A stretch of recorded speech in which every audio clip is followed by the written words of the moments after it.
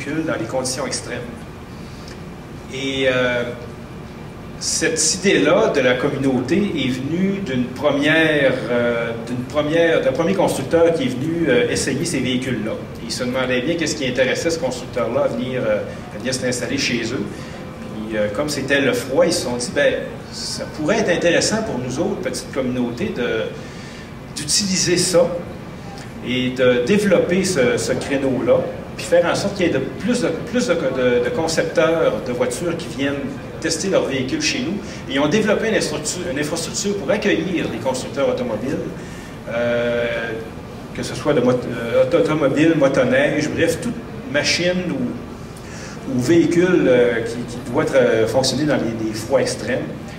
Et ils ont développé les infrastructures d'accueil. Il y a des entreprises maintenant qui se sont développées, un peu comme l'idée du monsieur qui me précédait, là, des plastiques Wallinac, c'est-à-dire le transporteur qui s'est développé à partir d'une opportunité de transporter les pièces de plastique de plastique Wallinac, plus un ou deux autres clients. Bien, il y a des entreprises à Thomson qui sont développées autour de l'industrie automobile qui vient faire des essais dans la communauté.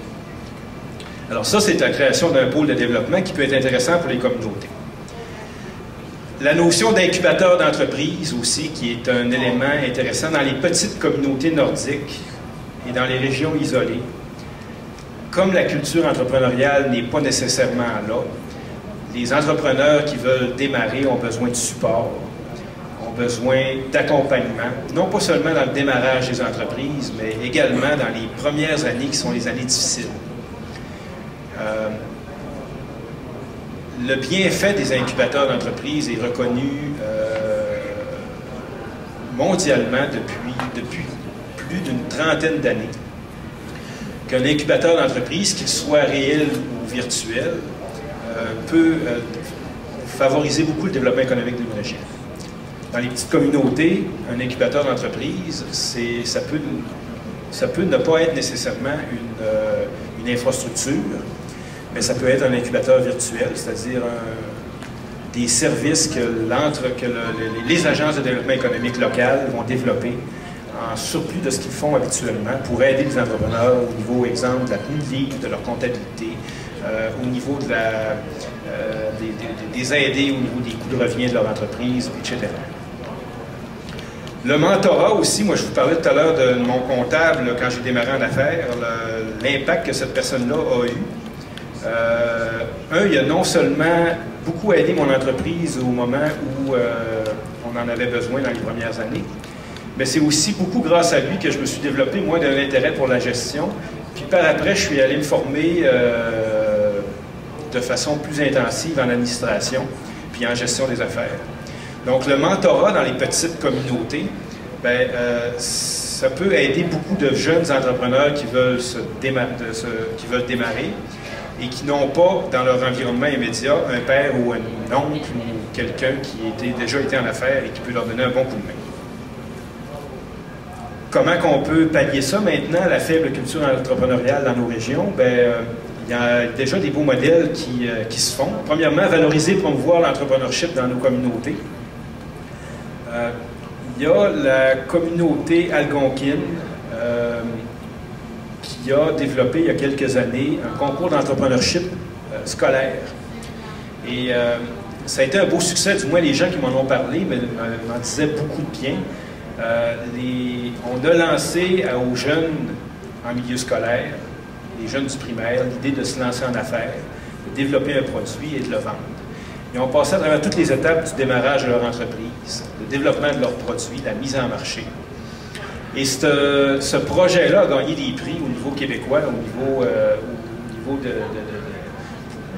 comme projet de support aux jeunes et à l'entrepreneurship. Et ça, c'est une belle façon de semer des graines dans les générations plus jeunes d'entrepreneurship. De leur montrer, c'est un défi se lancer en affaires, mais c'est aussi quelque chose qui est possible. Alors, valoriser et promouvoir l'entrepreneurship, c'est une chose. Supporter efficacement les entrepreneurs. Donc, localement, les organismes de développement local doivent fournir un bon support aux entrepreneurs. Les L'idée aussi des incubateurs, comme on disait tout à l'heure, c'est aussi un bon outil pour supporter efficacement nos entrepreneurs dans le démarrage. Et créer un environnement propice, ben, encore une fois, l'idée de développer des pôles, un pôle économique ou un pôle touristique, ou encore une fois, offrir des bons services de soutien à nos entrepreneurs, c'est une bonne façon de créer un environnement qui est propice au démarrage de nos entreprises. En conclusion, le démarrage d'entreprise, ben, peu importe l'endroit, ça demeure un défi. À Montréal, il y a de nombreux défis au démarrage d'entreprise, à Montréal aussi.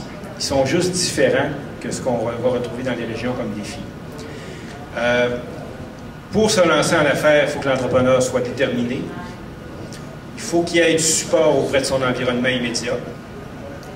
Mais aussi, la collectivité a un grand rôle à jouer en mettant en œuvre des moyens de soutenir son entrepreneurship local et de développer sa collectivité vers le développement d'entreprise. Voilà.